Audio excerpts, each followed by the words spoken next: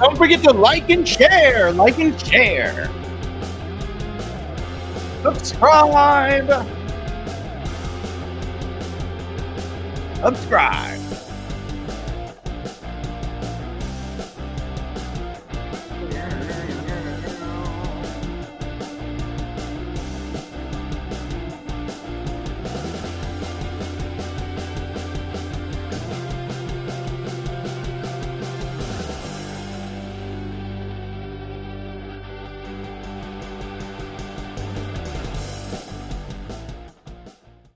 All right, folks, welcome to Inside the Numbers with the People's Pundit. I'm your host, Rich Barris, the People's Pundit. A little chipper after yesterday. Always good, like counting nothing gets your blood pumping like the counting of some votes. You know what I mean? At least it does with me. That's some nerdy stuff, I guess. I don't know what to tell you. I did promise Laura I will try to watch the language today. So, if there are kids in the room, you probably feel a little bit more comfortable with that. I think there's punishments from the censor today if I drop any bombs. She's like, look, our kids could be watching the show. And she's right. And other people's kids could be watching the show. So I'm sorry. It's, Mike Johnson, that kind of stuff just riles me up and pisses me off. I don't know what to say. So does this next topic, which is pundits and their claim to do this for a living. Yet every time I wanted to download it for the show today because it would have been so perfect. But I couldn't find one where I was allowed to take it and it would have been in time. One was an MP4, would have taken forever anyway. But here I'm about to date myself. Do you guys remember Digital Underground? You remember same song, and then they did in the 90 or 91, maybe 92, something like that. There was a remix with Tupac actually, where they released the song again, featuring Tupac. And I swear, I just feel like it's the perfect theme song for how pundits and so-called political journalists cover elections in this country. Primary after primary, people like, I got to give it to them. Got to give credit where credit's due. People like Steve Kornacki and others, over and over and over. Same song, constantly saying it. Constantly explaining who shows up in the primaries, constantly explaining why one thing is not like the other, why you're comparing apples to oranges, why you don't know what you're talking about, why you're not interpreting this poll correctly, why you're not interpreting these results correctly. It's like, if your job, and especially if it's your native state, oh my God, what is your excuse? If it's your job to cover these things, if it's your job to analyze these things, then try at least to do a better job in figuring out what you're talking about, understanding not just what's going on now, but what has happened in the past, what is norm, what is not. And yet now again, I changed the show topic today. I mean, we were going to talk about Pennsylvania because it was up. I knew new polls were coming out too. There's some other polls I don't think that are out yet. If I get there okay, I'd like to talk about it because it piggybacks off of what we were talking about on Monday, which is, yeah, Americans are really generous, but if you ask them whether or not they want to prioritize spending money in Ukraine, they don't. They don't even want to prioritize foreign aid anymore. That's getting so unpopular because their situation at home, which everyone is ignoring.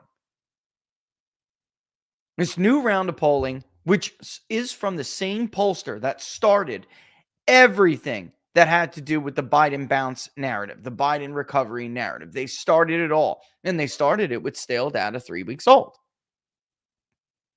And now they're out today with it should be considered to these people a bombshell. It should be, because they're the ones who incessantly reported on this poll before. What they are saying is the reason for Trump's lead is not something Biden can fix. In the NBC News poll, by more than 20 points, Americans said that Donald Trump was a better president. That is undoubtedly due to some of the foreign policy disasters that we're seeing. Anyone being objective, you have to admit that. But it really is inflation. Inflation is something that impacts and hurts The vast majority of Americans. The gap in this country between the rich and the poor, or the okay and the working class even, is growing so wide, with so many people being left on the bottom tier. That base of people that's going to be negatively impacted by this is growing. While the people who cover it, while the people who cover politics, while the people who cover financial news, they're doing just freaking dandy. And the anger is going to swell. I mean, what did you expect? So we're gonna talk about this, but we're also gonna talk about Pennsylvania, which I'm gonna bring up in a second. Just to briefly go over why, again, some of the stuff you heard is absolute lunacy. First and foremost, again, Laura's like, yeah, can you watch your mouth even on Twitter? And she's right. It's just that it bothers me. It really, really bothers me that these people do the same thing over and over and over. Here's a guy who, by the way, our good friend Sean constantly sat when they were trying to take Sean Parnell out as a U.S. Senator, because he would have won that race. He would have won the primary in a landslide, and then he would have went on to beat John Fetterman, the only candidate who really could have done it. How do I know? It was the only one who always had a lead. Always. Oz struggled. McCormick struggled. The ambassador struggled. Although, in our polling, strangely, she polled stronger than some of the others. I know.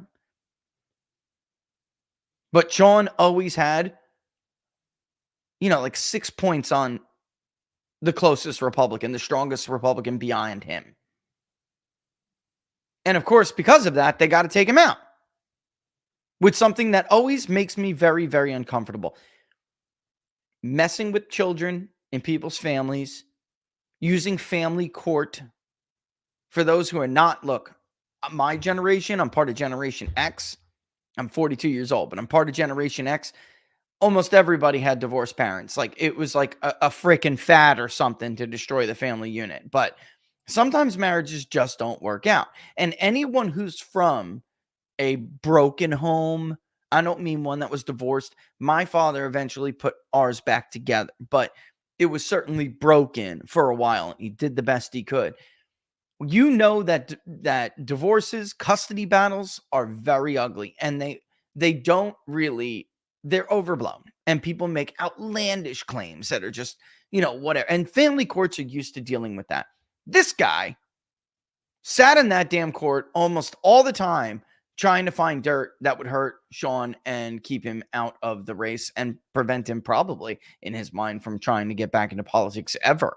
I just think with the resolution of you should do it, Sean. You should do it, bro. You should do it. You're from Western Pennsylvania. You're from the blue stronghold county in Western Pennsylvania, and you polled so much stronger there. Nobody will give a damn as long as it's good on your kids and your kids are good with it. I would do it, because they don't even care about how much they hurt families or children. Like the children, they don't give a damn. They just care about power. It's gross. It makes me sick. Bottom line, it's actually relatively evil. We're going to watch a clip in a little bit today, and we're going to understand, if you listen to what the man is saying, and putting aside the economic stuff that he's talking about, which is going to help explain the polling we're going to look at, but putting that aside, what he's saying, think about who these people are and what they are. And, they're not in these units. They don't understand. So they don't really understand that, like, hurting children is evil. They don't get it. It's sick, man. Anyway, so you have this guy immediately after the results come out. You got a little over a day worth of early voting that was included in the batch in Pennsylvania. But at this point, we know generally anyway that the early vote, especially in a state like Pennsylvania, the early vote is going to be the most, in a primary, particularly in a state of Pennsylvania, is going to be the most resistance strong batch of vote you're going to count for the night. Yet every time it rolls in, we have all of these hot takes from these idiots, and then at least this one hedged and said, well, we got to see what happens with that. No, you know what? I promised Laura Whitten Carter's Sherlock. If you don't know this by now, and you don't understand it enough to interpret it correctly to your audience, to your viewers, to your listeners, to your readers, to your followers, then you should not be covering it. And we're going to look at this in a lot more between the early vote and whatnot. Haley's significant early percentage in PA is based on her doing well with mail votes. No, you're kidding me. Trump is winning 11-1 with in-person, and my guess is most R's are still going to be voting that day. Got to see more in person before drawing conclusions about Trump's strength, about her strength and Trump's weakness. Look how he puts it.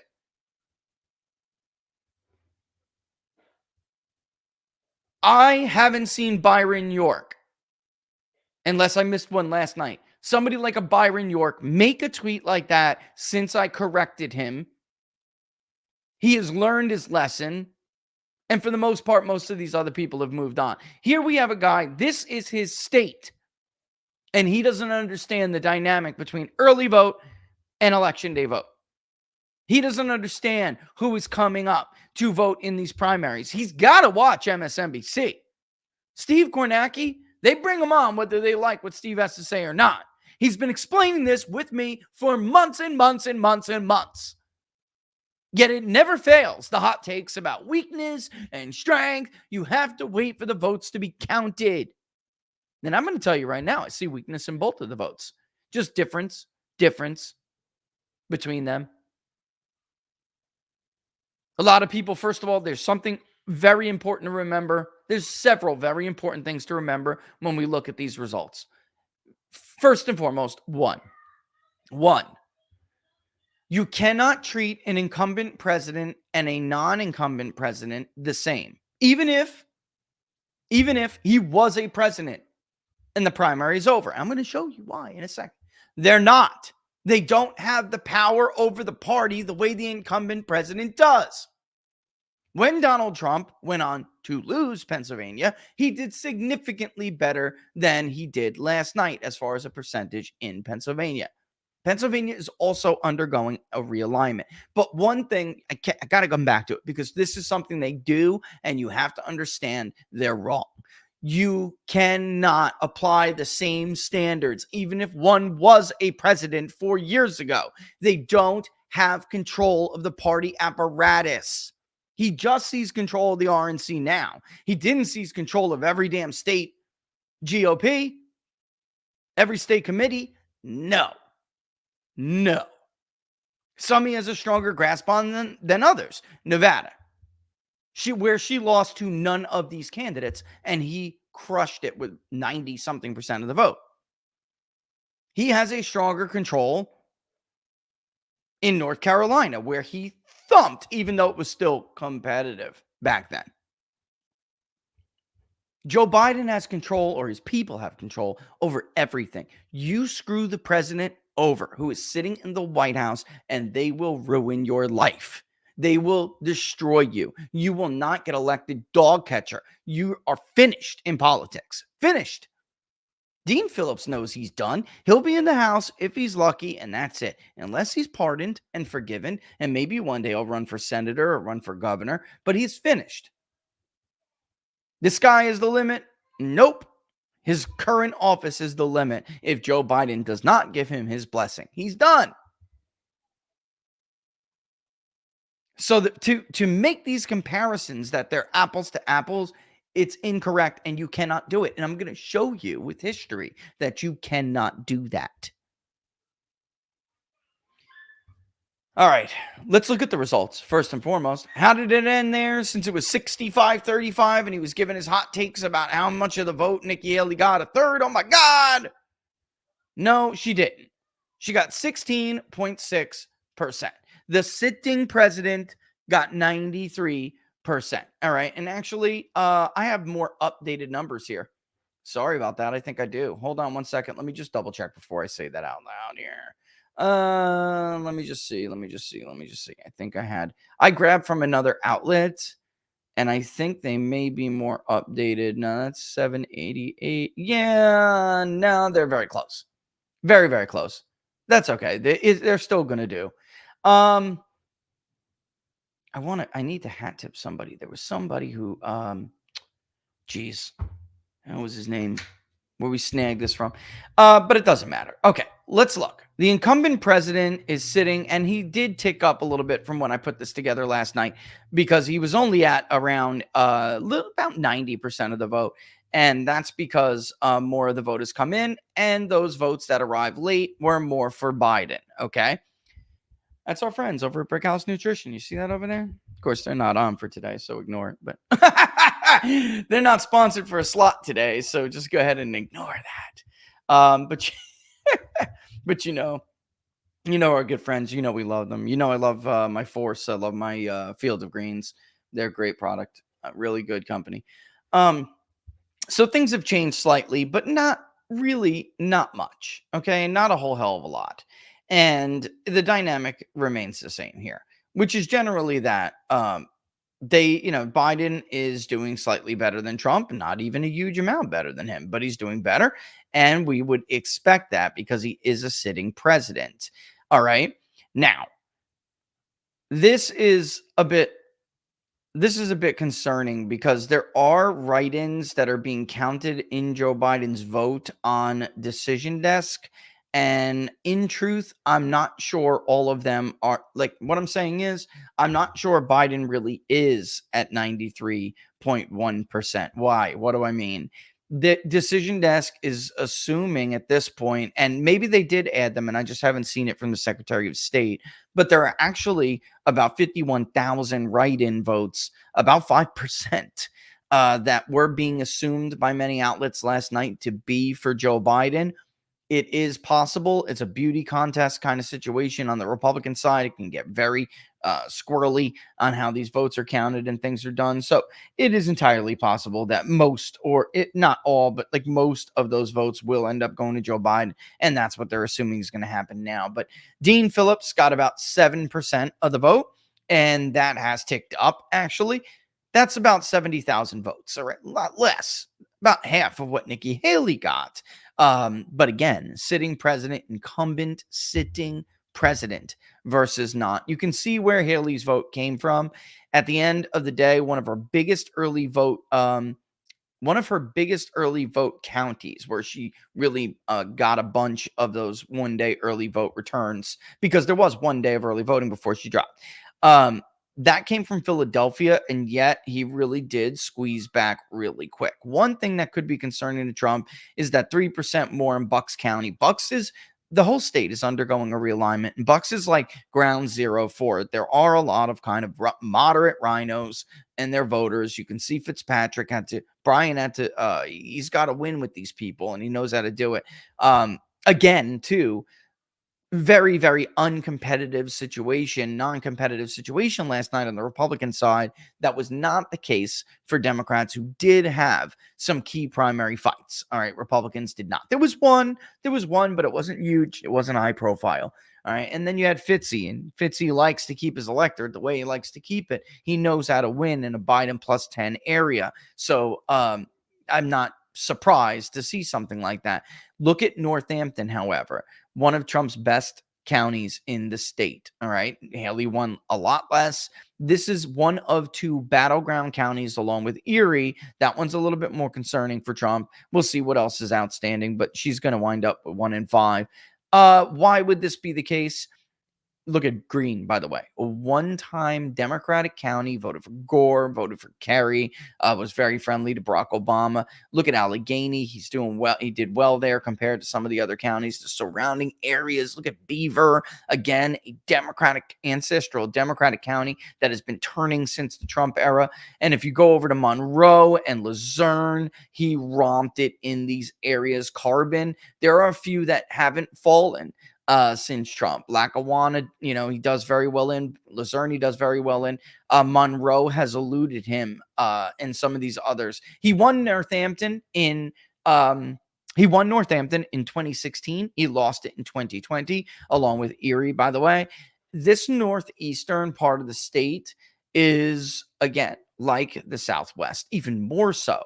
uh, ancestral democratic voting, right, is part of Yankeedom it backs up against, right? If old Phillips would say that you have Yankee, Pennsylvania here with Erie, and then you have the megalopolis, that part of Yankee town. There are some Dutch areas, Dauphine, right, that come out on like by Lebanon. You could see him getting stronger as you get up west, but York, Cumberland, he needs big votes in these counties in the general election. Juniata, obviously, he's going to crush it there. Schneider, Northumberland, he needs huge margins and totals in order to carry this state. All right. Burks, I think actually he did well and very well. And I'm going to show you why in a second, compared to other people who are not sitting incumbent presidents. Listen. All right. So now you got the whole, and keep in mind again, too, that, that basically there was no competitive situation in the Republican side. Very little. All right, let's go to, man, that's huge. Is there any way I can zoom out of that? Holy moly. That's huge. I'm gonna have to zoom out when I get there. Hat tip Chris over at Twitter. Sean, you grabbed this thing. That was really cool. So I'll give him a little shout out when we get there. When I grab it. But this right here, I'm having a hard time figuring out how I'm going to show it to you. But let me zoom out. Here is where are you? Zoom out. There we go. So here is Pennsylvania from 2020 when Donald Trump ran. All right. He did roughly the same as Joe Biden. All right. You have Rocky De La Fuente, who would end up being an independent on several of these state tickets. You have Bill Weld, he got 6%, but the sitting president got in the 90s. And that's what we would expect from a sitting president. All right. That's what we would expect because he has control of the entire party. Well, and notice turnout there, by the way, before I skip out of here, notice the turnout. Donald Trump got over 1 million votes. All right. Even though we had this COVID situation, Bill Weld got 70,000. Rocky De La Fuente got over 20,000. So you're talking about, 1 point. Let me just do the math in my head. Yeah, almost 1.2. Not quite, but almost.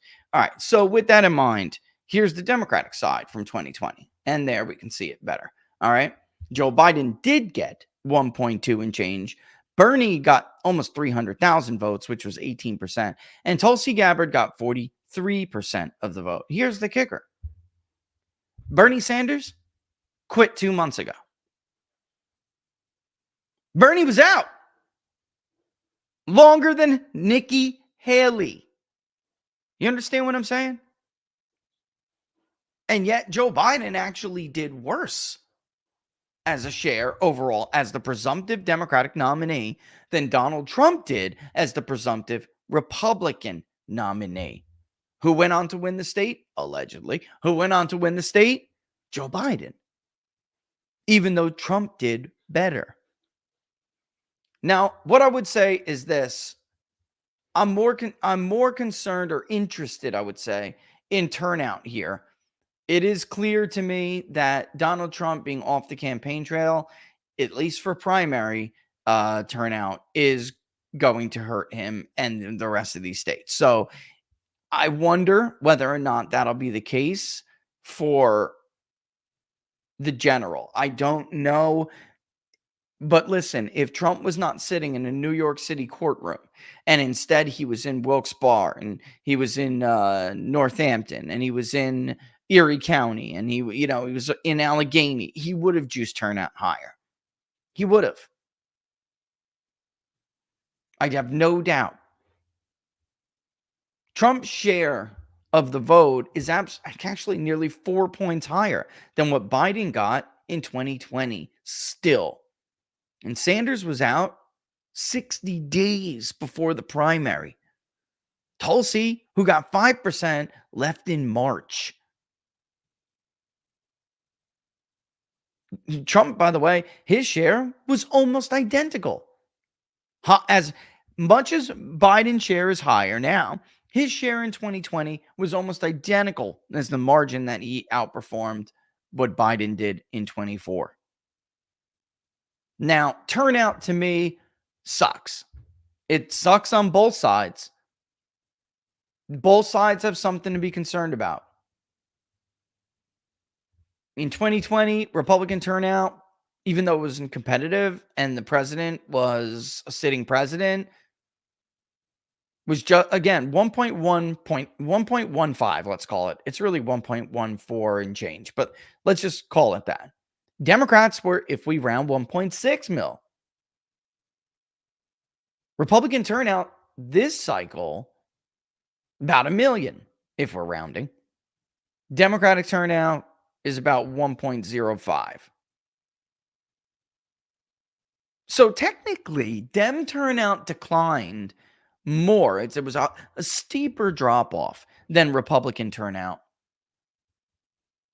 But overall, what it would suggest, because again, remember who's coming out for these elections. The most interested, high interest, high turnout, high likelihood, solid vote history. By the way, even among Republicans, the most resistance prone.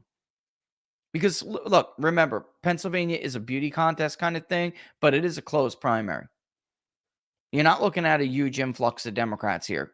Could there be some play there? Yeah, I guess, but that's not what's going on here. What you're looking at is a strong performance for a non-incumbent presumptive nominee who could have done better with turnout.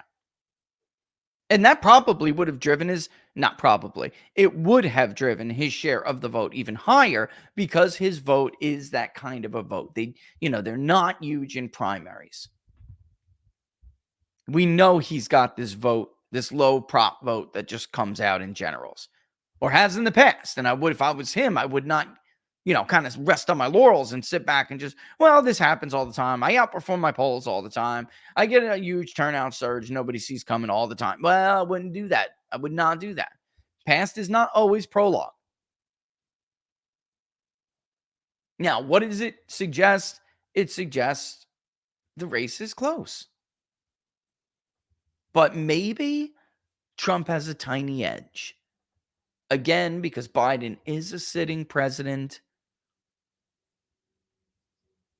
And because the people that are left on the field, many of these people too are going to vote for the first time in 2024 in November.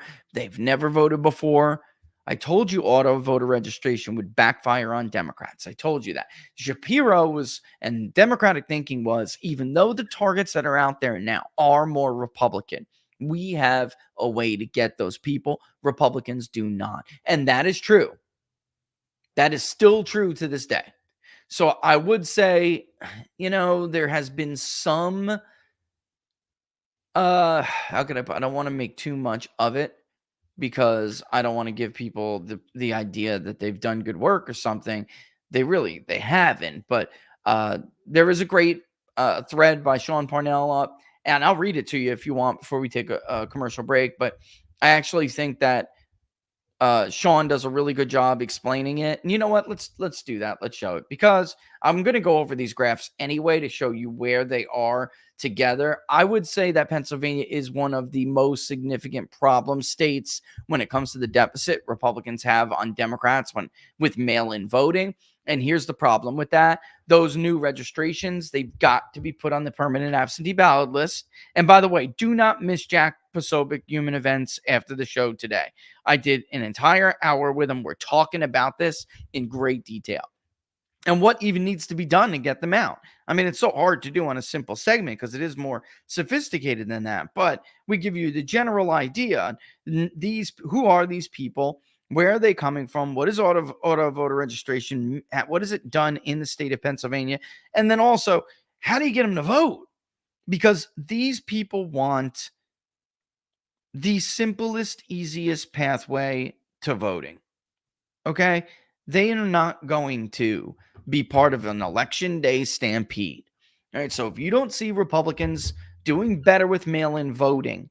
It's a strong indication to me that they're not going to get as big of a turnout as they could have gotten. And what does that turnout mean? It's the difference between a close race in the state of Pennsylvania, waiting 2, 3, 4 days for late arriving ballots that are 95-5 for Biden to come in and overtake Donald Trump, or it's the difference between that scenario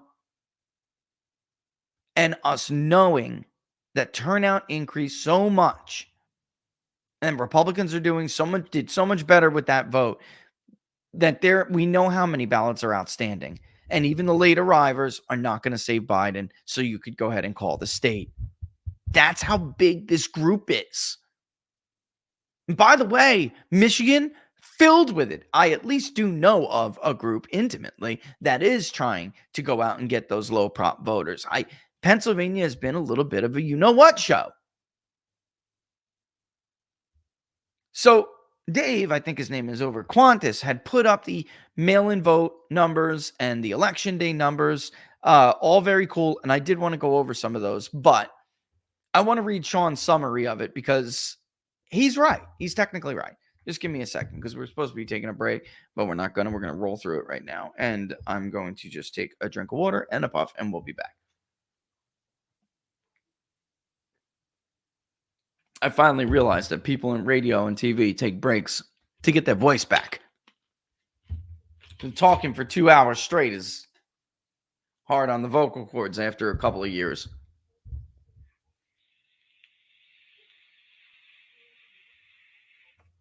All right. Total number of requests for mail-in votes for absentee ballots for Republicans this cycle.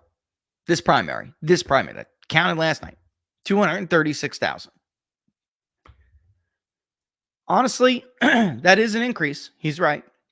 It's about 18% from the 22 primary where they got stomped. You may have noticed they made up the difference pretty quickly when the election day vote came in. Even though Democrats still outvoted Republicans, they still they closed that gap, if you were watching, very quickly. And the reason is they had a shorter way to go. About 20%, which is no small amount. That's even up a little bit from the Supreme Court race with Caroline Corluccio, who just failed to pull it off. She won all the right areas. She just didn't get in, except for Northampton, where there was a glitch and they screwed her. Let's get real.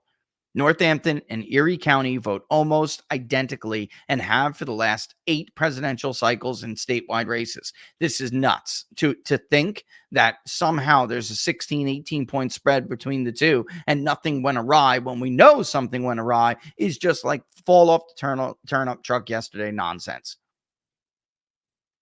That was the worst case scenario experts have been warning Northampton about for years. And because they didn't, and by the way, experts on both sides, and because they didn't adhere to those warnings, they didn't make the changes. They knew this would happen. Why? Why would you? What other reason? Is there an innocent reason that you could deduce that they did that? No, of course not. They know there's an exploitation. There's a hole there. They want to use it when they need to. Now, in 22, he's right. It was contested. Oz won the Senate race. Connor Lamb was running against Fetterman for the Democratic race. There were also races for the governor. Mastriano won his side. Shapiro is now the sitting governor, won his side.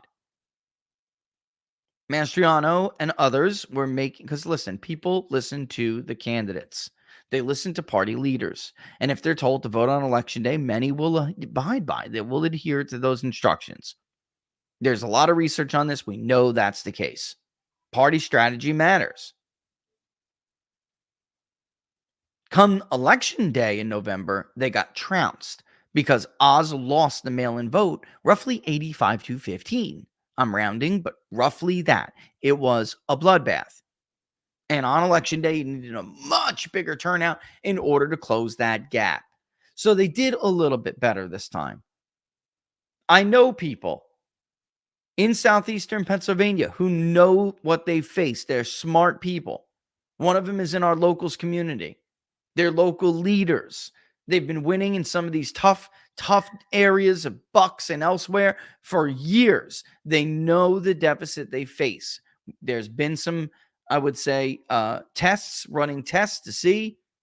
In one, we were able to increase it by about a third, which is the only reason one Republican got saved in that local race. So it can work. It can. But there's no organized effort to do so right now. And I know, but despite how hard some people have tried.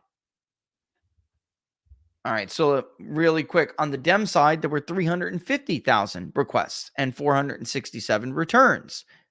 In 22, during the primary, Dems had 681,000 requests and 550,000 returns. Republican numbers were going up. Democrat numbers are going down. And there's something else I do want to add to, and I don't want to give too much of a rosy situation for Republicans listening, but he is right. And there is some other aspect to this that he's not pointing out that is important. This is a presidential cycle, contested or not. 22 was a midterm, contested or not.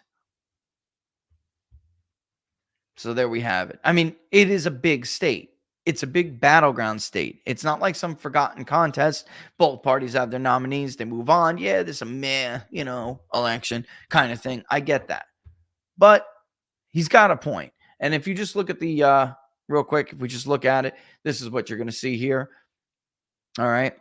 And of course, this is the unofficial result, but it has, let me see real quick. I thought it has changed actually since then a little bit, but even if it hasn't, there you have it. So basically, it was an easier way to close the gap. Trump did get 105,000 votes that were mail-in votes. He just won the overwhelming number of his votes on election day. All right. And provisional ballots came in. I think those are always strange, always odd. Sometimes they're very difficult to predict. All right. But they seem to fall like in line with the margin for election day. It just happened to be for 0.14% of her vote overall. All right. So that's what that means. Trump's total vote was, of course, from that much from election day vote. And then his mail-in vote, that's how much a percentage of his overall vote. So I know it's a little bit misleading. But as you can see, so what does that mean? It means, Haley got a lot more of her vote from those early votes. And so the behavior matters. Those who are voting early tend to be a lot more moderate, a lot less Trumpy. Trump won them. Don't get me wrong. He won them. He won them 2-1. But he did not win them like he won the election day, which is huge. So they got some work to do here, people. That's the bottom line. He's got to tell these people to vote to vote early, and he needs this 2 parts. Honestly, you could keep the election day tank in the barrel, but these new voters that are coming into the process, at the very least, start there with them. They're not going to get up. I mean, life happens. You cannot expect them to change their voting behavior all of a sudden and end up getting up to go vote on election day. That's just not that's not the life we live anymore. Unfortunately, election day should be a solemn day where you do your civic duty. I hate mail-in voting. It's really just for, not only because it's easily exploitable. I don't like the idea behind it. If you're too much of a piece of not to get up and go vote on election day, then I don't really think, as the founders did, I don't think that you should have a say. If you don't care, if you don't have a claim, if you're not like, if you don't have any skin in the game or enough skin in the game to take the time to do your civic duty, then I really don't care what your opinion is. And that, honestly, the founders viewed it that way, and they did they were right. I believe they were right. All right. So with that in mind, we will take that break now. When we come back, we'll look at some new polls. But again, every damn primary that we count votes, every poll almost that we see when it comes out, it's the same song over and over and over. And it's not like they haven't had ample time to be corrected, folks. They have. So the question is this intentional or not? Is this intentional or not? I don't know how else I don't know how else you could argue. Some of it is definitely ignorance. They're not very smart people. They think they are smarter than they are. But so many of them have been corrected and they keep doing it. So I think the answer to the question at hand is this both. They don't want to be corrected, right? I mean, honestly, they don't want to understand that situation. They don't. They want to get that immediate negative narrative out. So no matter what the end result is, they can try to cast it out how they want, in the light they want to cast it in. And that's not responsible election coverage. All right, let's take a quick break. A quick break. All right. Man. Coffee. Once again, the U.S. government has collaborated with Chinese scientists again on a project this time aimed at making certain strains of avian flu more infectious and more deadly. That's great. Eyes are on the University of Wisconsin while they run gain-of-function research on this bird flu strain. Sound familiar? So what do we think happens next? Someone gets infected with the bird flu, of course, and then shockingly, scientists begin saying that this particular bird flu strain is novel. It could be 100 times worse than COVID. And then the masks come out. Here come the lockdown suggestions. More vaccinations. All this really is to usher in the WHO's pandemic treaty. That's what they want, folks. We can speculate about it all day, but what do we know? What do we do? What we do know, is the medical tyrants are far from being done with us. And do you have what your family needs this time around? Ivermectin, hydroxychloroquine, Tamiflu, nebulizer. Most doctors still won't even consider prescribing many of these. But it doesn't matter. We got you covered.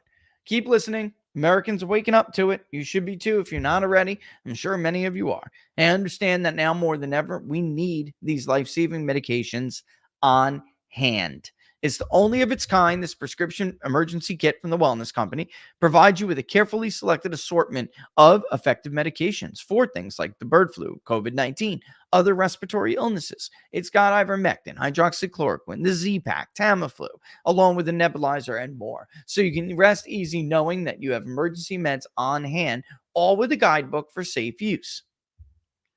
Listen, it's backed by research from experts who didn't let us down, like Dr. Peter McCullough, Harvey Reich. The Wellness Company's Contagion emergency kit is a must-have for everyone you out there. Every American should have at least one of these kits in their home. We have two. Avoid the chaos, wait times, and price of a hospital, and have exactly what you need for as low as a cost of a single doctor visit. Go to twc.health/TPP. You're looking at the screen right there. twc.health/TPP and grab your Contagion emergency kit right now. That's twc.health/TPP. That code will save you $30 at checkout. Kits, unfortunately, are only available in the US. So I'm sorry about that for those who are not, but every American needs to know what they're up against. Make sure you got it. There you go. Unlock TPP is the code. All right. Let's move on here. A bit of a meltdown in mainstream media world today. Why? Why you say? Because a new round of polls are out from the pollster that basically started the concept of that Biden was making a resurgence. And I said the polls would close, but it didn't mean Biden was like surging or gaining on Trump. He wasn't really gaining enough. I mean, that never really in our polling, I could see it clear as day. He was bringing some people home that are still left to bring home, but there weren't really enough to overtake Trump. There are just too many people who say they voted for Biden in 2020 and now will vote for Trump in 24. There are too many people who have not voted, those who will be entering the electorate in 24, who are overwhelmingly for Donald Trump. So, in order to win, Biden needs to take back those people who, I mean, every single one of them almost he would need if those new numbers, if those new voter numbers hold up. He would need almost every single one of them to come back to him, right? So right now, the exchange rate, 2020 vote is highly, highly in Trump's favor, 2-1, 3-1, depending on the poll. And Biden cannot afford that if he's also losing the new voter, which will be a smaller share. But with the numbers we're seeing for Trump and the new voter, man, it's bad news for Biden. So what we saw again was a really bad couple inflation number. Two back-to-back really crappy inflation reports after being told that things were getting better. And where is it hitting people? We talked about this 2 weeks ago in the series of segments we did, like why Americans don't feel this recovery everyone in the media is talking about, because they have a recovery. The average American does not, and they know it. The Registered Voter Economic Confidence Index that we do, it did its job. They knew that inflation was not getting better. They knew that maybe things got slightly better from when they were really crappy in 22, but this is likely as good as it's going to get. And I think it's actually going to end up getting worse. And I don't like it. And I blame Joe Biden. NBC News poll, 22 points. Trump was a better president. 22 points. Now, from this new poll from Bloomberg Morning Consult, what you're seeing is very simple. They are now back on the Trump train because, as they told Bloomberg, this is an economic election for me. This is an election about things getting back on track. And I'm personally hurting. The country's in bad shape. And we want the guy back who did a better job. It really is that simple. All right. So here, Tom Bevan tweeted it out. And I would click on it, but they're not archived yet and not paying for the paywall. So we all get what they're saying anyway. There's going to be 3 articles on Real Clear Politics about this poll by the end of today. So there's no reason to harp on anything but the reason, the margins, and the reason. Trump is back up in Pennsylvania. He's back up in Wisconsin. Well, first of all, new Bloomberg Morning Consult, battleground state polls, and poof, that was the sound of Biden's gains vanishing. All right. So why is it, as we look for Tom Bevan's, take on it? This is the headline. Biden's gains against Trump vanish. Oh my God, the hiccups are killing me. Biden's gains against Trump vanish on deep economic pessimism poll show. All right. So, well, that's tiny. Huh? Isn't that tiny? It's got to be a better way to do this. Hold on one second. Oh, that's also tiny. You know what? Learn the code. Learn the code. Make it bigger. That is the bigger one. Holy lordy. Let me see. Is there another one? That is the large version. You have got to be kidding. Even though the trail said that was the... Am I zoomed in or anything? Yeah, that's as much as it gets. All right. So, I mean, you can see it there. I know it's teeny. I know it's tiny. I'll read it to you. All right. All states, Trump is up by 6. Whoa. Across all of these states, that's a freaking disaster for Joe Biden. Look, Arizona now, you know what? Let's play this clip, and then we'll come back and we'll do all of the poll. We'll take a look at the insight into these polls. All right. First time in our nation's history, a 30-year-old man or woman isn't doing as well as his or her parents were at 30. That is the social compact breaking down. People aged 30 to 34, 60% of them in 1990 had one child. Now it's 27%. People are opting out of America. They're not optimistic about it. They're not having kids. Young people aren't having sex. They're not meeting. They're not mating. The pool of emotionally and economically viable men shrinks every day, which lessens household formation. Oh, man. You don't hear this on MSNBC often, do you, folks? Oh, my God. This is so true. What he's saying is, you talk about speaking truth to power. Anyone who knows, well, maybe I'm just in a unique generation to see this, but Generation X, then growing up, being married, having kids, being among the few of our own friends, number one, that were married. Of course, Laura and I knew each other for a long time, but married at that normal age, and then the marriage surviving. Um, God, it's few and far between, you know? I mean, the divorce rates are just out of this world.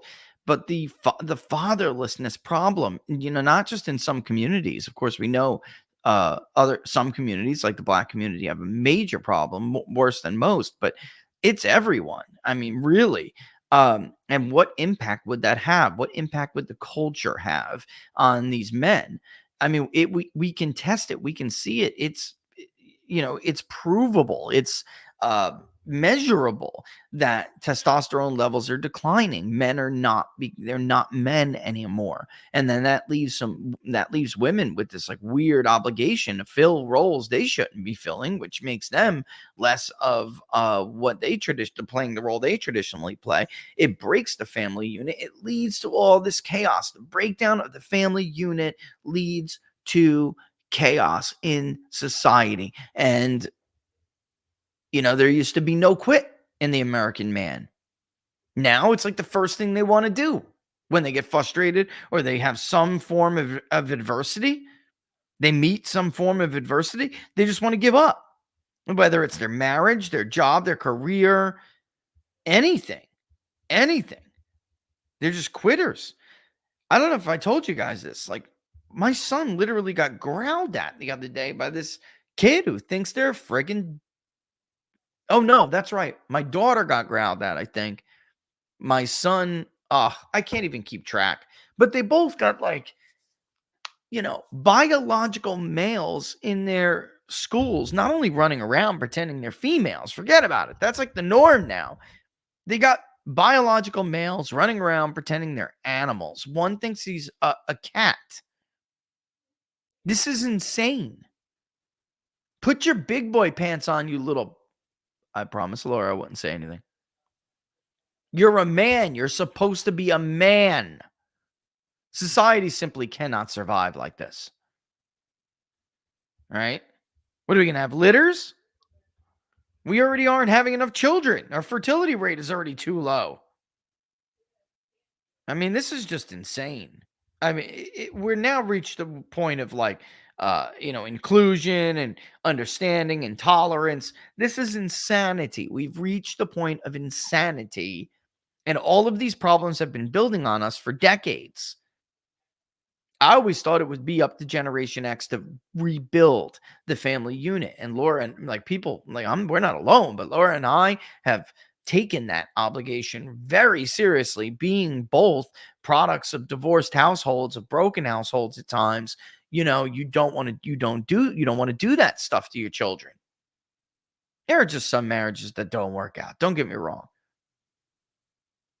But to have the divorce rate where it is now, or the child out of wedlock rate, which used to be, something that was like shunned and poo-pooed, and I'm not saying we ostracize people in society when something like that happens, but god damn, folks, it should not be the norm. These kids don't know what the hell they are, who they are, where they fit in life, what they should do, how to get what they want, how to fulfill their dreams. I mean, you hear him talking, it's unbelievable. He's right, man. He is so right. We keep playing. So we have a real issue. Young people are enraged. So it turns every cut, every movement into an opportunistic infection because, quite frankly, they are just pissed off. They look up, they see wealth, exceptional wealth across my generation and people in certain industries, and they are really struggling. Their purchasing power. Like you. My industry and people in certain, people in certain industries, like the man sitting across the table from him. And these are the people who are supposed to be telling the story of our political discourse. And they're totally disconnected. He's right. That leads to anger. Look at what's going on with these Palestinian protests. I have always told the American right in this country, stop calling them communists, even socialists. That doesn't scare anyone anymore, number one. And number two, it's not even accurate. They haven't called yet for public ownership of certain industries. Maybe they will down the line. But at this point, what they have called for and what they do is control private industry with political government power. That's fascism. That is not communism. And the only thing that gave Nazism a distinct flavor of fascism was the racial component that they added to it. Not even racial, but yeah, to some, I mean, it is racial because, of course, they were saying they were the supreme race, but of course, targeting the Jews specifically, which is more of faith and, group of people, not particularly race, but they did have a racial component. What the hell is the difference between that and what they're teaching the youth in college campuses? And they're grabbing these youths and they're bending their minds early. Folks, this is what the Nazis did. They didn't go after the 50-year-old working man. They shamed them. Oh, you're too stupid to understand this. This is what Germany needs. The kids get it. They're smart. They started with the youth. And now here we are. Presidents of campuses telling Jewish kids, you better go home. It's not safe here. What the hell? What? In America? So they already have a political and economic worldview that is a fascist worldview. And now we're also adding a certain element of that racial tinge the Nazis had. Who's next? I'll tell you who's next. Jews are an easy target. The white male is next. The white female who doesn't act like the suburban educated single woman who votes Democrat 80-20. If you don't get in line with them, you're next. If you're black and you're done with the civil rights era mindset and the shaming, and you're going to do what you think is in your best interest and the best interest of the country, and hell, you're going to vote for Donald Trump this time or a Republican somewhere, you're next. If you're one of those Hispanics who have changed their mind, a lot of you have, and, because of you, they have to let in another 10 million people every 3 months, you're next. Jews are always the easier ones to pick on. They're a smaller group. They do have very heavy lobby, don't get me wrong. A lot of power and a lot of influence to wield. But they're an easy target. Next, it'll be the white man and their guns. Think I'm kidding? Think I'm joking? Wait, how dare you be angry? How dare you be angry at the political class because this whole entire thing sucks for you and isn't working for you anymore? And that's what he's trying to say here. This is what Galloway's trying to say. Here we go. Is going down, and the incumbents create artificial scarcity on campus. We take pride in rejecting 90% of our applicants. So the incumbents who already have a degree see their degree go up in value. We get very concerned with housing and traffic once we own a housing. Housing permits are sequestered from young people. Housing prices have gone from $290 to $420 in the last 4 years. So a young person, a house, stocks that I don't own skyrocket in value. Let's have COVID relief and flush the markets. And wow. I mean, I so much to say I don't want to let it go without bringing it up, without making sure we stop and acknowledge what he just said there. They don't have any of this crap. It's something that people wonder why Steve Bannon's so popular. He understands it. They have nothing. They have no chance to get anything. Hell, our old buddy Nate the Slimer just said a couple of days ago, Ivy League institution is just pointless. College degrees at this point, Pointless. And geez, Spencer, what the hell is going on at your college? Emerson?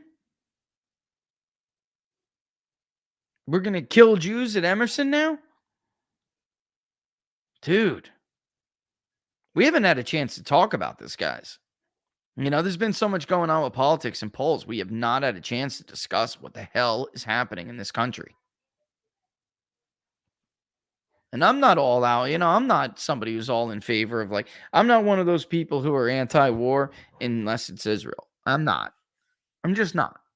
I sympathize with them because they are a tiny little beacon of Judeo-Christian values and a sea of not. I don't know what else to say.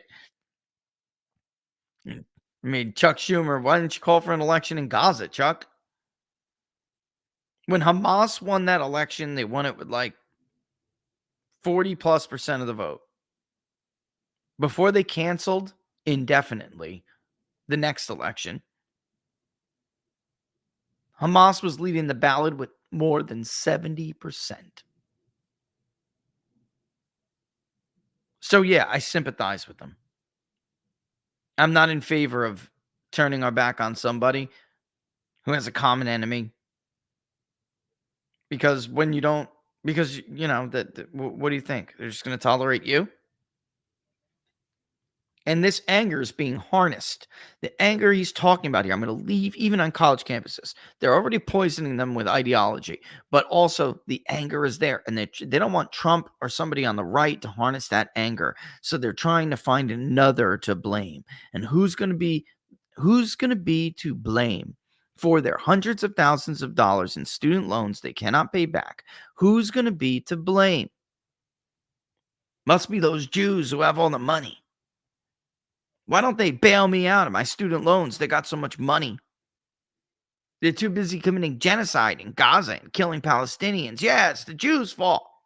God, guys, that's like the 30s in Nazi Germany, or the rise of Nazi Germany. This is sick. This is really bad. And they'll do it if it means votes. They don't give a damn. We're always hearing about, somebody like Donald Trump come along and he harnesses that anger. No, the left is the one who has been harnessing anger in this country at the expense of human life and human decency for years. They don't want black people to forget about the civil rights movement. They don't want them to ever put down that cross. Never. They want them to live in a perpetual state of victimhood. They don't want them to flourish economically, politically. No. You're on a leash. You get to walk as far ahead as the master as they tell you you're allowed. And the minute you try to walk a little bit too far, they will yank your ass. They will yank that chain with the quickness. They want Hispanics to think Donald Trump's going to build a wall and kill their children. Guys, there have been mass shootings over this stuff, okay? It's insane. They don't care who they hurt. They don't give a damn. Terrorist Pulse nightclub shooters sitting on cheering behind Hillary Clinton at a rally in Florida. His son goes and murks a bunch of gay people in the Pulse nightclub. They don't care. Sandy Hook, how many friggin' YouTube ads are you going to see from, right? They don't care about those kids. They just want to get rid of the Second Amendment. So when they call for the extermination of Jews, or you, or me, or the next one, we don't have any guns to protect ourselves. And don't give me that crap. You can't defend yourself from the U.S. government. Yeah, well, sandal-wearing goat herders in Afghanistan did. I'll take my chances.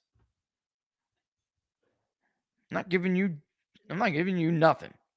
Laura, I'm trying real hard here to watch my mouth. All right, let's finish it up and then we'll get in with the poll results here. Take assets way up because if 1 million people dying would be bad, it would be tragic if I got less wealthy. And we're doing it on their credit card. Young people have every reason to be enraged. Yes. And every issue they see, they look up, they get angry, and they see someone doing better than them. And then every day it is speedballed in their face that they are failing, that they are not doing as well as everyone around them. Or everyone before them. NBC News poll, Trump +2. Oh, well, Biden has gained, but Trump still has the lead, and people under 35 are still going for Trump. I can't imagine why. I never thought I'd see it in my lifetime, but I can't imagine why. I think part of that margin will also be that some people maybe don't vote for Biden. If that turns out to be the case, it may be that some just sit it out that otherwise would have voted for Joe Biden. That's possible. But don't be surprised if he did get a bunch of these new angry youngins. Especially those that are 30 and above, because now they're living, the 30 to 65, 64, now they're living, and they're not, of course, that's not young. I'm not young, but you know what I mean. 30 to 39's typically more of a swing vote, Democrats win them by a little kind of thing. 40 to 64 Republicans get. Seniors are getting more Democratic, and that's for sure. Although they tend to poll more Democratic than they actually vote, but we'll see. We'll see how that goes in November. However, these people are now living that, you get to that 30, 35. They're not living in this world that he's talking about. They have all this debt. It didn't work out. The promises they were given, the line they were fed, turns out to be bull, total bull. So what do they do? What do they do? They keep voting for it? I don't think so. I don't think so. Rick Santorum had said something many years ago during the era of Obama. Obama said, I want everybody to have a college degree. Rick Santorum was, I don't want him to have everyone have a college degree. There's nothing wrong with going to vocational school, getting a good trade. So much more, you get so much more value out of that than getting a liberal arts degree that you have very few opportunities to do anything with. Amazing. When I got out of the Army, I actually I scored super high on my ASVAB. I did the D lab. That's how I ended up being able to even do what I did in the Army. I get out of the Army. I'm trading in my GI Bill for what was called at the time Chapter 31. They give you another test. I crushed the test, of course. I want to do, because I can do anything, I want to go to Embry-Riddle. I want to go to aeronautics. But Obama had plundered NASA's budget to fund Obamacare. So that was out. And I wanted to finish my pilot's license, by the way, too. You could do both at Embry-Riddle. Oh, no. They wanted me to get a liberal arts degree with that money. It's my money. My money. Yet, when I put the application together, I swear, I kid you not, folks, they deemed, going back to this, I didn't want to be in the financial sector anymore. They deemed studying aeronautical engineering at Embry-Riddle a non-viable career path. I kid you not. Didn't you study politics before you went in the Army? You should go back and do something with that. What? And of course, I loved politics. And I wanted to go back and get like an international relations degree. I always wanted to do that. But I never intended staying in academia to like teach realism or something. Like, that's what they wanted me to do. You think that was an accident? That was totally by design. That is by design. They want people going to liberal arts programs so they can twist your mind up. Who cares if they put you 100, 150, maybe more in thousand in debt so you have a degree that you can't do anything with other than stay in their academia situation. I'm one of the few that's blessed. Plus, I'm just a really hard worker, and I'm an entrepreneur. I just don't like working for others. Not if I don't have to. I will if I got to. I'd do anything. I'll flip burgers if it means that's how I keep my roof over my head and, food in my kids' bellies. I'll do whatever. But I'm fortunate not to have to do that.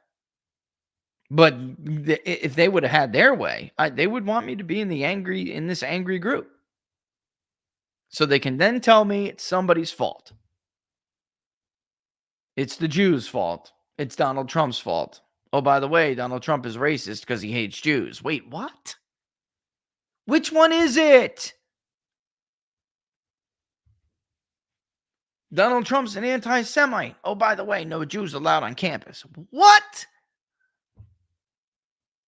None of it even makes sense anymore. None of it even makes any sense anymore. So what do you expect these people to do with this information?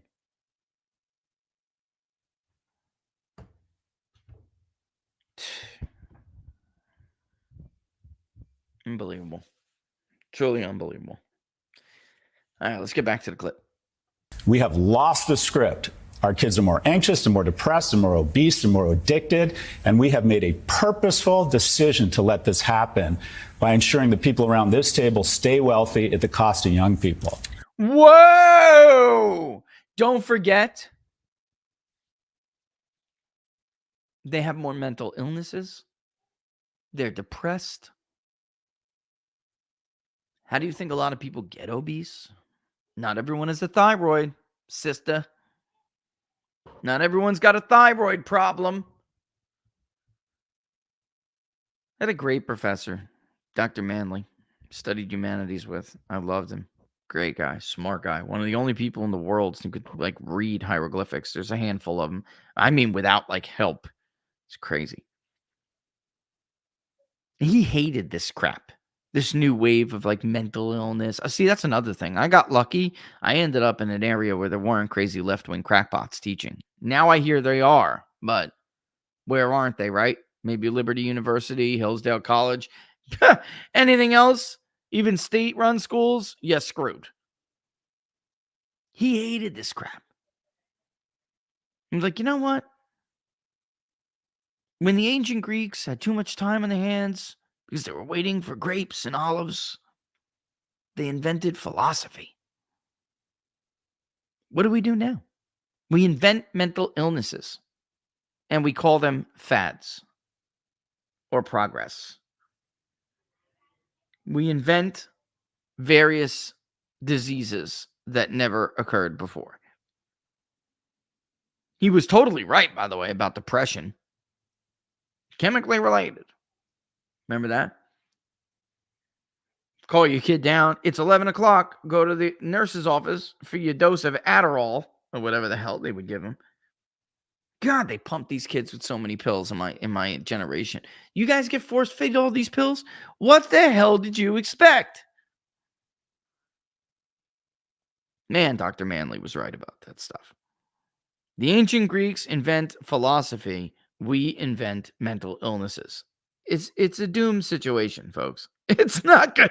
I mean, listen, I don't mean to Johnny Raincloud it. Again, I told you this, yesterday or the other day. I'm not trying to be a Johnny Raincloud here. I'm trying to just be honest. If we don't acknowledge it, then how on earth do we ever intend to do anything about it? You're not speaking your truth. You have a delusion. And that delusion is harmful to society. You will not give birth to a litter of puppies or kittens or whatever the hell it is that you think you are. You are not a man trapped in a woman's body. How do we procreate like this, guys? He just said it. We're really not. That's the problem. And that's why it might be the biggest irony, the biggest political irony ever. They let all these people in here illegally over the last 40 years. They must have read. I'm telling you, they read the emerging Republican majority. They said, "Oh my God, we're done. We got to do something about it." A bunch of people like Kennedy talked about it for years. They got ignored until Carter gets thrashed, Mondale gets spanked, and then they all come together. Yup, he was right. Time to open the gates. It may be the height of any the biggest political irony ever to go down, that those people end up being conservatives because these people are crazy and they're not down with it. You think they came from Guatemala so their kids can bark like a dog? Are you joking? You think they fled Venezuela so they could watch their daughter lick herself and say she's taking a bath? Are you kidding me? This is not normal behavior, people. We're beyond aberrant behavior here. We're well past that. My God. I'm not even trying to laugh. It's not even like a joke. I'm being deadly serious. I laugh sometimes because sometimes there's just nothing else you could do. You got to for your own mental stability. Hey, honey, can you do me a favor and do the dishes? I got to work late tonight. Meow. What?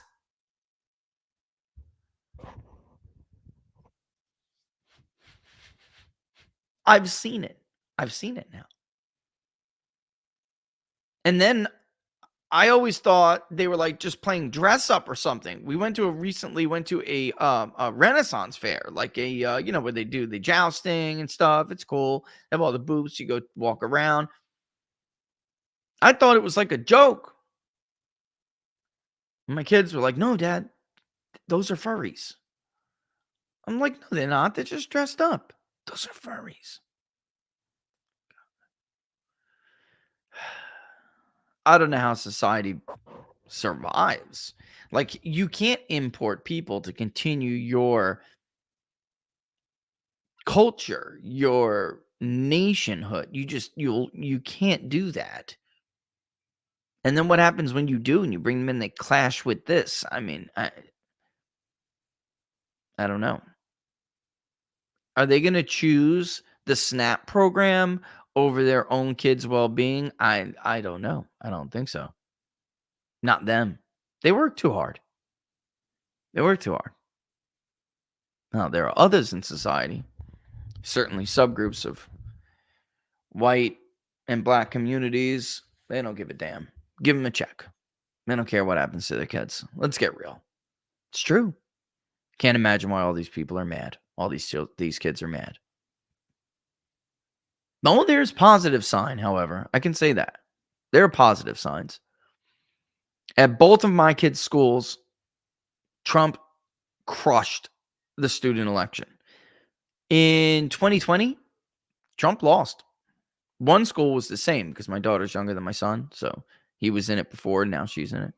I don't know what happened in high school, but I do know Biden won the mock election in that middle school last time. He got thrashed this time. These gamers, like the gamer generations, like Biden just is some kind of a target for these young kids, and they just love Trump. They just think he's so funny. And I mean, there is that. I mean, I really do think there's a certain segment of this younger group, where the polls make sense to me. Once upon a time, they never would have, but they do because of what I see. Meanwhile, however, they'll mock Ben Shapiro all day. Like, they don't like Big Con. They don't like there are memes from these kids that are hilarious. They will mock him all day long. But, it's like the Trump with the eyeglasses thing over the mugshot is like the new Rickroll or something for these kids. You get your butt kicked in Call of Duty, you're going to get a Trump mugshot with the glasses coming down. Like, I trumped you. Like this is I kid you not. It's really kind of funny. But I mean, I don't know how they like a Nikki Haley or something. Are you kidding me? No. No, it just wouldn't fly. They would just mock her too. I mean, that's it. They don't like any talking heads like the Hannitys and the stuff like that. Not picking on Hannity. I'm simply saying these guys have no effectiveness at all at reaching these young people. Some of them do know Charlie Kirk. Some of them do know he's got a different attitude. He comes across with a different kind of attitude. They all love Joe Rogan. They love Joe Rogan. I'm just trying to think of others. Yeah. So there is some, and it's not even anecdotal. I mean, that's the way it is. But I guess it is. By the way, all data is anecdotal, and all anecdotes are data points. So that's sometimes misused. All right, let's pop the polls back up and see what those states were again. God, it's so small. You know what? Hold on one second. If I know anybody who would have done it and made it bigger, I didn't realize it was going to be that damn small. Hold on. Let's see if we can just get our friend, his name's Dave too, I think, and interactive polls. There we go. See, Dave, I knew I could count on you. I'd rather roll through this, honestly, what Dave did here than do what I was just looking at. Couldn't see worth a damn.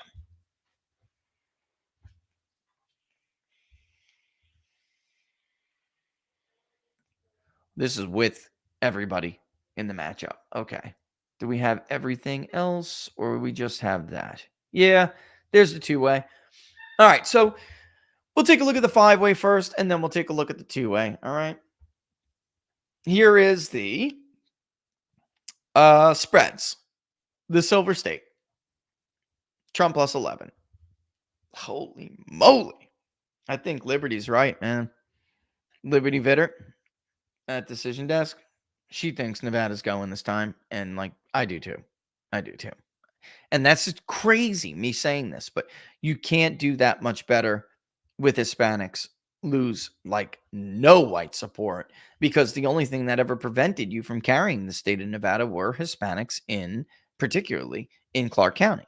And because he's doing so much better there, do I think he's going to win by 11? No, but he could. I mean, but it's mathematically possible. I just think you're looking more at like a 2 to 5 point win. But hell, having an 11-point lead is better than having a 1-point lead, because we've seen this before in Nevada. 3, 5 points, not enough to overcome the Tammany-like machine. Again, the progressive plantation runs. You better get out there, or else you ain't got your job as a cook no more. Better go cast that vote for the Democrat, and don't let me find out you snuck in a Republican, or I'm taking your family's visa away. They're no different. It's modern Tammany. Nevada, Trump plus 11. North Carolina, Trump plus 10. Georgia, Trump plus 8. Arizona, Trump plus 6. Wisconsin, Trump plus 3. Pennsylvania, Trump plus 1. Michigan, Biden plus 3. Completely in the realm of defendable polling with what we are seeing out there.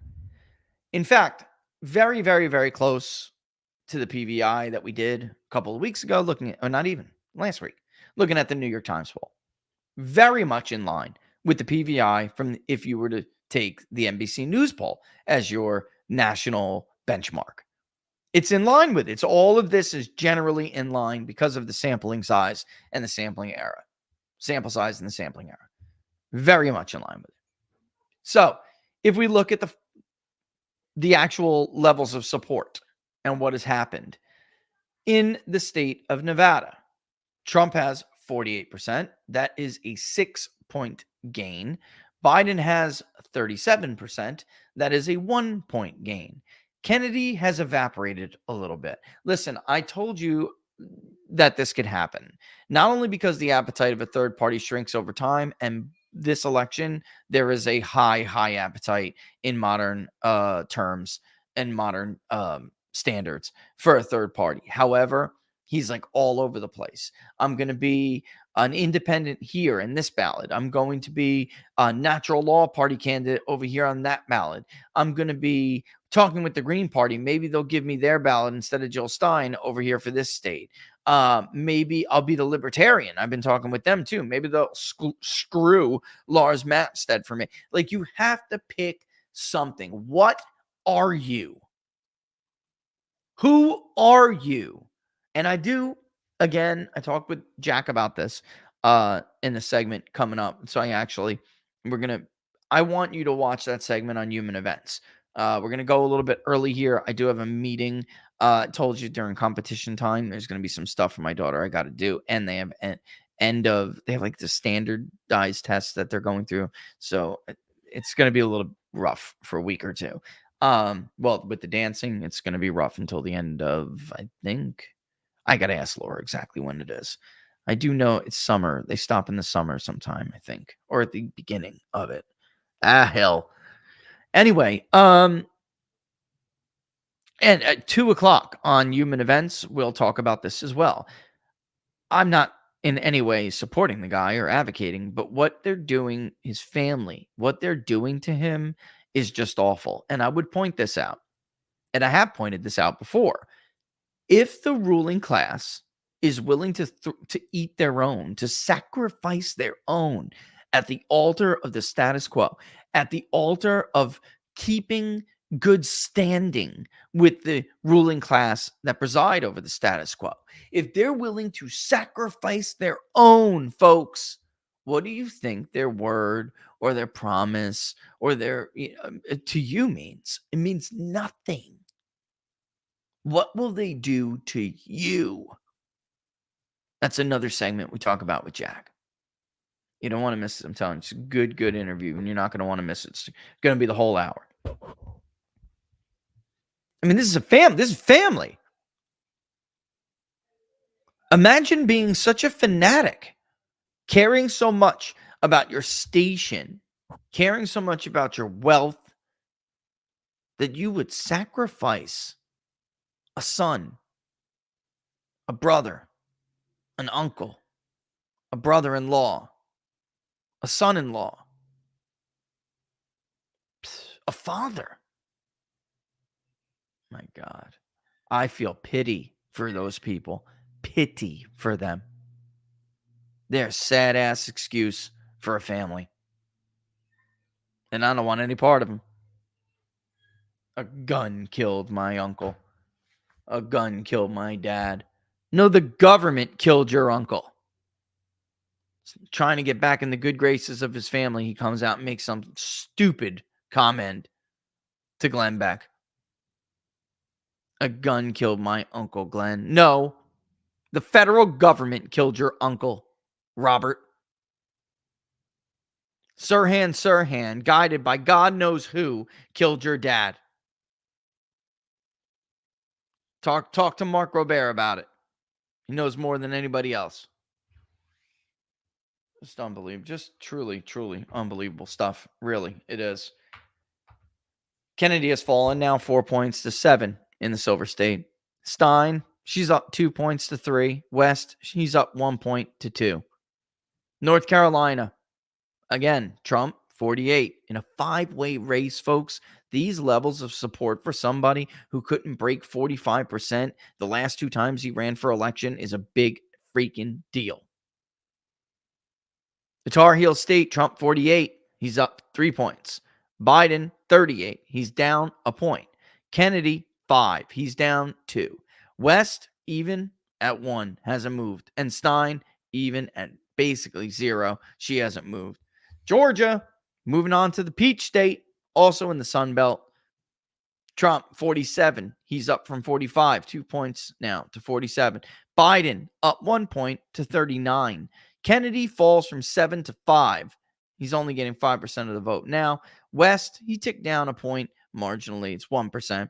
Stein ticked up from 0, basically immeasurable, to about a point. Moving on to Arizona, the Grand Canyon State.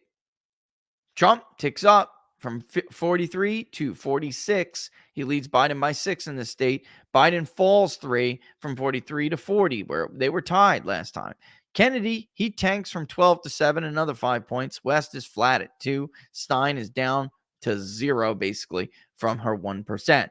Over onto the Badger State, which arguably is polling to the best, is polling to the left out of the big Rust Belt states, the big 3, because we have the Big 10, of course, everyone knows about. We have the Big 6 that we poll, but really at this point, the three big ones, Michigan, Wisconsin, and Pennsylvania will decide. Minnesota, if it is close or Trump is winning, Minnesota will be closer. All right. So, but as of right now, of the three, Wisconsin has been polling more favorably to Biden than either Pennsylvania or Michigan. Michigan, actually, which is what's weird about this poll, but it's all within the realm of possibility. 2 points here, 3 points. I mean, it's not. Michigan has been polling more Trumpy than the other two states. That has largely been the case. Once in a while, we'll get a poll like this where that's not the case, but for the most part, it has been. And as Tom Bevan from Real Clear Politics pointed out earlier today, in truth, if you remove the Franklin and Marshall poll, which is very clearly a busted outlier, all right, then actually Trump is ahead in the aggregate. It is an outlier. It was an outlier. It always was an outlier. So to you, Tom, I would say this. Why are you including Franklin and Marshall in the Real Clear Politics average, but you didn't include either my poll or Patrick Ruffini's poll from Echelon Insights? Who the hell paid for the Franklin and Marshall poll, Tom? Because I can tell you where our polling came from. My back pocket. People watching the show funded as much as they could fund, and I and myself and the company, my wife, paid for the rest. Not a political candidate, not a grant from academia, my pocket and the pockets of the people who give because they want me to do the best job I can do and just give them the truth. So your average wouldn't be busted because of Franklin and Marshall's crappy poll, which is always crappy. Every year it's crappy. Yet you keep including it. Your average would be better with my polling in it. That is why Decision Desk has done a better job in the primary season. I'm sorry, but it's true. It's true. We don't have to run down the states. I'm just saying Iowa, New Hampshire, Pennsylvania, Michigan. I mean, everything.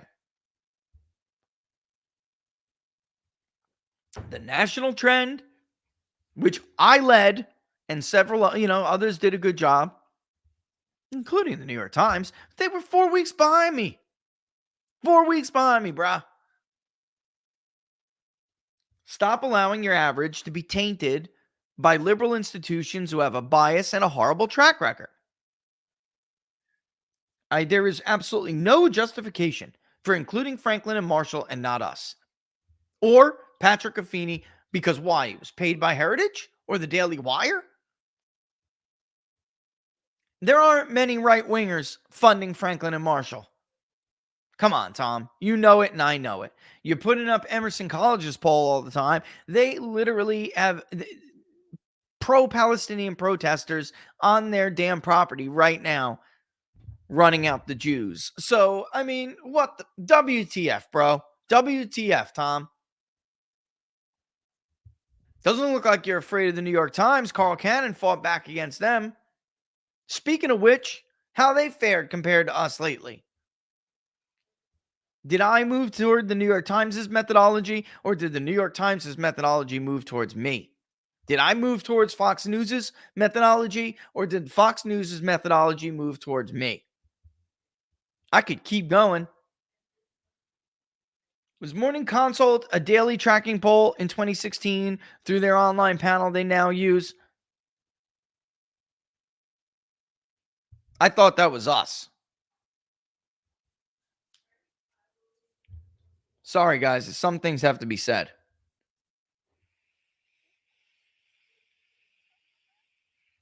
The Badger State. Trump up 3 from 41 now to 44. Biden up 2 as well, but only to 41. Kennedy lost his double digit and went in Wisconsin as well, is now down to 8, falling 2 points. Stein, West, both flat at 1%. Pennsylvania, Trump ticked down 1. It's the one state where he ticked down. He's flat in Michigan, but you'll see that in a second. And Biden moved up. So could be noise there, but, we don't know. Still a very close race. Trump +1. Kennedy, he's actually up in Pennsylvania 1 point. I told you there are some states that's where Kennedy's going to hurt Trump.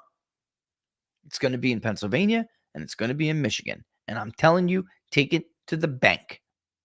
There's no educated liberal in Delco or Montgomery or any of those areas voting for Robert Kennedy instead of Joe Biden. Now, there may be working class people in like Lackawanna that otherwise are Joe Biden's voters, or maybe in the southwestern part of the state, like Beaver outside of Allegheny, but many of them disgruntled, unsatisfied with Joe Biden, unhappy with the economy, would now vote for Trump if Kennedy wasn't there. The Great Lakes state, the Wolverine state, whatever you want to call it, Michigan, Biden gained 3, Trump's flat at 40. That's a Biden +3. Kennedy, he fell 2 points to 7. West, he fell 2 points to 1. Stein, she fell a point to 1. Both marginal. Of course, the headline here, as you can see it, Donald Trump leads Joe Biden in 6 of 7 swing states, poll says. Here's a cool little graphic here, actually. We'll get to it in a second here. We can see it over time. This is the head-to-head. Biden, you may notice, loses part of his lead in Michigan. All right. North Carolina, Trump +10, 51-45. Wisconsin, Trump +4, 48-44. Nevada, Trump +8. That shrinks a little bit, but I would rather see, if I was the candidate or I was the candidate's team, I would rather see my candidate at or above 50 than in a 5-way contest below it. I would. Arizona, 49-42, Trump +7. Georgia, 49-43, Trump +6. Both, by the way, very much in line with the PVI. Pennsylvania, Trump +1, 47-46. Michigan, Biden +2, 47-42. Also, even though they're not dead on, still in line with the PVI. Let me just see if this will show without, it does. There's the whole, here, I'll give you guys this. Here's wave 7 of the tracking poll. Locals, here's the actual link to the PDF, okay? Rumble, here's the actual link to the PDF. YouTube, here's the actual link to the PDF. And actually, let me write poll because YouTube will flag me a lot. And Getter, here's the actual link to the PDF. And maybe Getter, it won't let me. Getter's also another one. Yeah, it didn't. It just, oh, it did. It just, let me see if it doesn't cut off like that. There you go. That's the whole link. I just ran out of characters on that one. All right, what am I doing here? We'll go back. I can't look at the PDF. It's just going to be too small. Let's stick with this for now. Here is the graph of what's going on here. Now, why this is such a bad poll for Joe Biden, even though he's ahead in Michigan now. He lost Wisconsin this month. But the overall lead across the 6 states is bigger than it's ever been. We're now back. Look, they started in October of 2023. And you can see here, this is why it's bad for Joe Biden. Even if the race is closer than people expected, you would still rather be Donald Trump because that race has always been fundamentally in your favor. Okay. Joe Biden, his lead was not as big as the polls suggested in 2020. Then again, our polls never suggested an outsized lead. We always had a Biden +4 nationally. We always had Biden up by like 2 points in Michigan. We always had Biden up by a hair, 2 points in Wisconsin. We always had Trump up, by 3 in Florida. We always had Trump up by 8 or 10 in Iowa, Ohio. We were not off like other people, although we did overstate Biden in Minnesota as well. He won by 7. We had him up by 10. But the dynamics showed that Biden had a slight edge. Even though he didn't pull out the Biden +9 popular vote win David Byler wrote about a couple of days before the election when he wrote in the Washington Post about the emerging Democratic majority finally coming to fruition. The elusive emerging Democratic majority that Rui and John promised the party for years. He still held on to the lead. And although it was closer, he won, as the polls predicted he would. Now, we all know we don't have to revisit COVID. You all know how I feel about that. And you all know how I feel about what would have happened if the country was not held hostage by COVID-19, if the electoral system in this country was not radically altered, we all know what I think would have happened. However, you do not look, we're going back October 2023 here. And while it has tightened somewhat, Biden has taken some leads in some of the swing states, then given them back up. Their national poll has been swinging from like Trump +3 to Biden +3 or Biden +2. They're both really very much within that line. And they're Biden +1 right now. Guess what? That's a loss. Biden will not win the election if he's ahead by 1 point in the popular vote. He will lose it. He just is not likely to lose all three of the big three in the Rust Belt that we were just talking about. He's likely to get one of them, maybe. Maybe. Actually, a +1, no, he's going to lose all three of them. A +2 on the line. Maybe he gets Michigan. But even in 16, with Hillary up by 2 and change, she lost Michigan by 10,000 votes and change because those three states have voted together in the last 8 presidential elections. The last time one broke away was when Wisconsin bucked the rest of the country, and voted for Michael Dukakis over Herbert Walker Bush. Very, very different. It's a pattern, you know. The demographics are changing, and that's not going to stay that way forever. So I'm at least open to the possibility that a modest Biden national popular vote lead could result in him plucking one of those states off. But unless he wins by 4 or more, he's going to struggle. He's going to struggle. He struggled with a 4-point win, folks. Since not 22. The electorates are not the same. And as you can see, going back to October of 2023, Trump had a 4-point lead. He was at 47%. Biden was at 43%. Biden's low, folks, is 41. His high, his ceiling in this poll across these 6 states is 43. Now, he's going to get more than that, but that's where he's polling at the moment. Trump's low is 47. He now, after a year, hit his high, which is 49, just below 50. And he's posting his biggest lead yet. So, you would rather be Donald Trump. Again, bottom line, you'd rather be Donald Trump. This is bad news for Joe Biden, man. Not much has changed. In fact, if you believe the tracking in this poll, the situation has further deteriorated for Joe Biden. And the reason is what we talked about before, what we discussed before, that video that we played on it from MSNBC. They are absolutely citing these problems that you heard that guy talk about. All right, here again, that's the head-to-head. And here you can see the trend. All right. And then if we go back, well, it's 1:45. I know we got to kick soon. Just give me a break. Give me a second. Just give me a little bit. He killed it already because he already put it in there, I guess. The change, you know. By the way, in the Economist YouGov poll that just came out, you can see it's tied. It's tied ball game. Tied ball game. Interestingly enough, look at how much better Trump is doing with Hispanics than Republicans.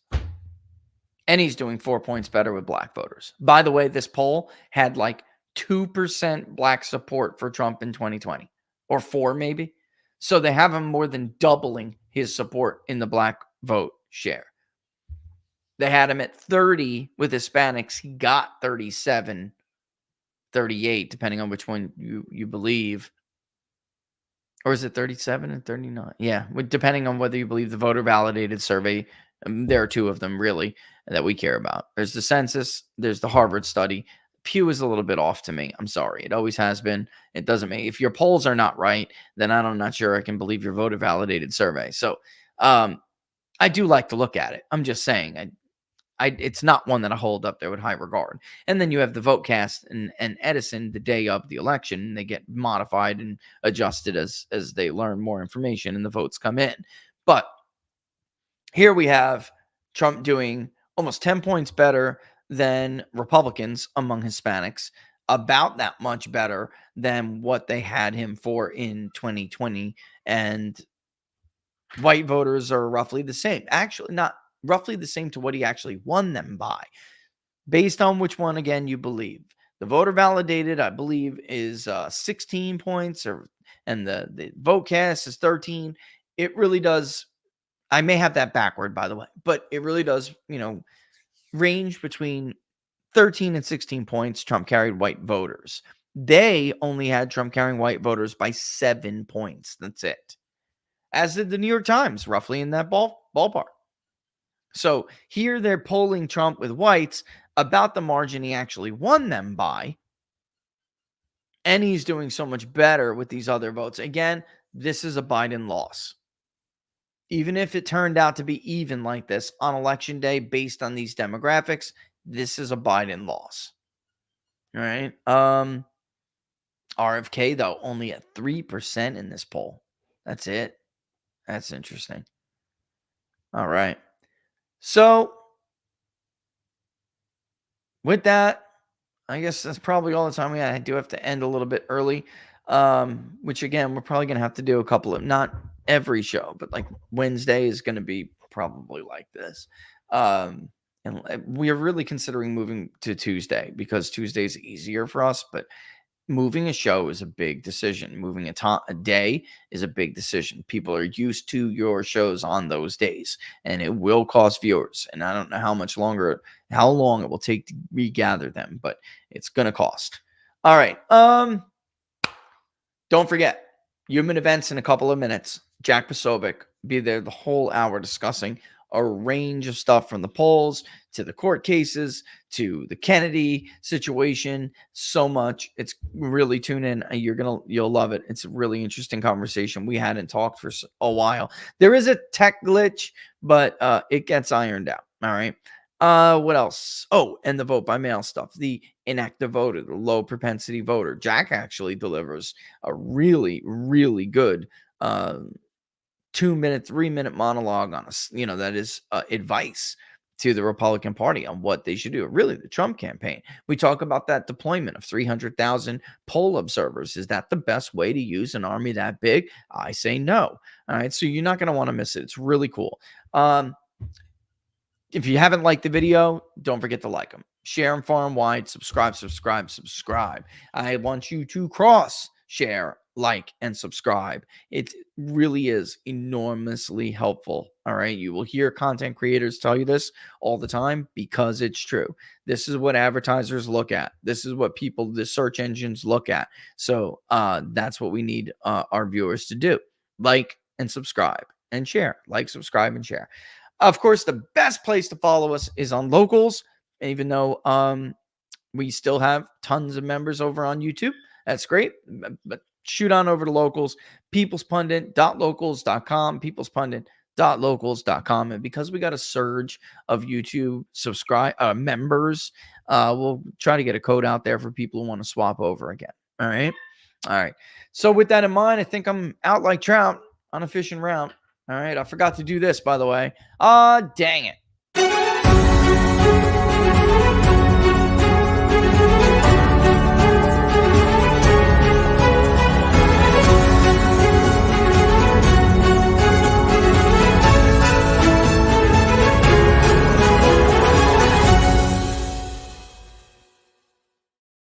Isn't that cool? And I forgot to do it. There you go. All right, we're out. I will see you guys on Friday. All right, lots going on. Always never a dull day. All right, thanks guys for joining, watching Inside the Numbers. Subscribe, smash the like button. Deuces.